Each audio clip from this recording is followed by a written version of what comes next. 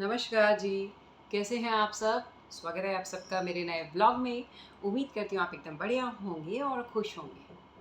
जैसा कि हम सभी को पता है कि ये सावन का महीना चल रहा है और एक बड़ा अच्छा सा त्योहार अब आने ही वाला है, जिसके कारण बाजार आजकल बड़े रौनक से भरे हुए हैं। जहाँ देखो रंग बिरंगी राखियाँ आपको देखने को मिल जाएंगी और राखी के उस त्योहार के लिए खरीदारी करती हुई बहनें भी। जी हाँ, ये त्योहार है भाई बहन के प्रेम का त्योहार यानी रक्षाबंधन। रक्षाबंधन हर साल हम बड़े उत्साह से मनाते हैं। बहनें भाइयों को राखी बांधती हैं, उनकी लंबी आयु की कामना करते हैं और भाई भी अपनी बहनों की रक्षा का वादा करते हैं। लेकिन कभी आपने सोच के देखा है कि इस त्योहार की शुरुआत हुई कैसे होगी? वो कौन इंसान था जिसके हाथ पर पहली बार राखी बंधी होगी? और कौन थी वो महिला जिसने किसी के हाथ पर पहली बार राखी बांधी होगी? मैं बताती हूँ।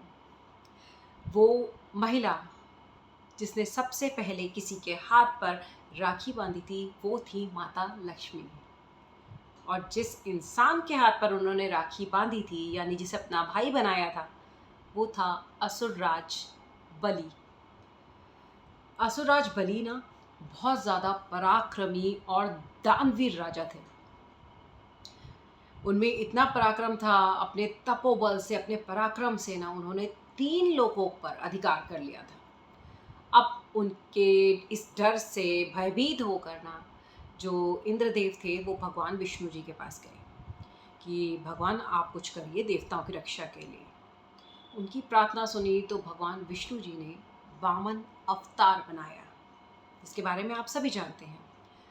जब उन्होंने वामन अवतार बनाया तो वो सीधा पहुंच गए राजा बलि के यहाँ। यज्ञ हो रहा था, उस यज्ञ में अब यज्ञ था तो राजा बलि ने वामन रूप में आए हुए भगवान, उन्हें नहीं पता था ये भगवान है, जो वामन अवतार उन्होंने लिया था, बनाया था, वो वामन अवतार में पहुंचे थे। तो राजा बलि ने उनसे कहा कि आप क्या चाहते हैं, क्या मांगना चाहते हैं, आप मुझसे मांग सकते हैं। तो वामन अवतार लिए हुए भगवान विष्णु कहते हैं कि मुझे 3 पग धरती चाहिए। अब उन्हें लगा इतने इतने पैरों से कितनी धरती नाप लेंगे। उन्होंने कहा ठीक है, मैं आपको 3 पग धरती देता हूँ, आप नाप लीजिए। अब जब भगवान वामन जी ने धरती नापना शुरू किया ना तो जो पहला पग धरा, पहले पग में ही उन्होंने पूरी धरती को नाप लिया। अब दूसरा पग कहाँ रखा जाए? तो दूसरा पग यानी दूसरे पैर में उन्होंने नाप लिया पूरे आकाश और स्वर्गलोक। अब तीसरे पग के लिए तो कुछ बचा ही नहीं। धरती गई, आकाश गया, स्वर्गलोक भी गया। अब राजा बलि समझ चुके थे कि ये तो साधारण है ही नहीं, ये तो भगवान है। जब तीसरा पग रखने की बारी आई ना तो राजा बलि ने श्रद्धा से अपना सर आगे कर दिया कि प्रभु तीसरा पग आप मेरे सर पे रख लीजिए। वामन भगवान ने तीसरा पग अपना उसके सर पर रख दिया और उसकी इस दानवीरता से इतने प्रसन्न हुए ना कि पाताल लोक राजा बलि को दे दिया और कहा कि मैं तुमसे बहुत प्रसन्न हूँ, तुम मुझसे कुछ मांगना चाहते हो तो मांगो। अब राजा बलि जो थे उन्होंने बड़ी अनोखी सी एक चीज़ भगवान से मांग लिया, अनोखा वादा भगवान से मांग लिया। वो पता है क्या था? कि मैं जब भी सोकर उठूं या सोने जाऊं आप मेरे सामने हो प्रभु, और जो आपने मुझे पाताल लोक दिया है ना, इस पाताल लोक के द्वार पर मैं चाहता हूँ कि आप बैठे द्वारपाल बनकर। बड़ा अनोखा सा वादा उसने भगवान विष्णु से मांगा था, लेकिन भगवान मजबूर थे, अपनी बात से हट नहीं सकते थे। उन्होंने बैकुंठ धाम छोड़ दिया और जाकर पाताल लोक में बस गए उसके द्वारपाल बनकर। अब लक्ष्मी जी ने जब देखा कि भगवान विष्णु जी द्वारपाल बनकर वहाँ रह रहे हैं, बैकुंठ धाम छोड़कर चले गए हैं, वो बहुत उदास हो गई। उन्होंने ऐसी युक्ति सोची कि मैं अपने पति को वापस ला सकूं। उन्होंने योजना बनाई और उस योजना के तहत वो एक साधारण स्त्री का रूप धारण कर लिया उन्होंने, बिल्कुल साधारण सी दिखने वाली, और पहुंच गई राजा बलि के यहाँ। राजा बलि के यहाँ जाकर उन्होंने उसे अपना भाई बनाकर उसके हाथ पर एक रक्षा सूत्र बांध दिया। उस दिन सावन माह की पूर्णमासी का दिन था और जब उसके हाथ पे रक्षा सूत्र बांध दिया तो उसे अपने भाई मानकर उसकी लंबी आयु की कामना करी, उसके स्वस्थ जीवन की कामना करी, जिससे राजा बलि बहुत खुश हुए कि अब तो उनकी धर्म बहन बन गई ना, जिस स्त्री ने हाथ में राखी बांधी है। तो उन्होंने कहा कि आप मेरी धर्म बहन हैं, आपको क्या चाहिए बदले में आप मुझसे कहिए।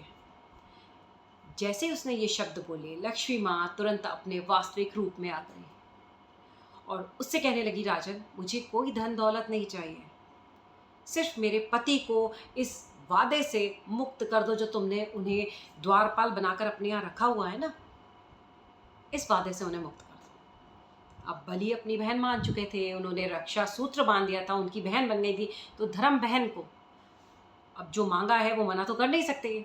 तो अपनी बहन को उन्होंने ये आशीर्वाद दिया कि ठीक है, जो तुम मांगती हो मैं तुम्हें देता हूँ।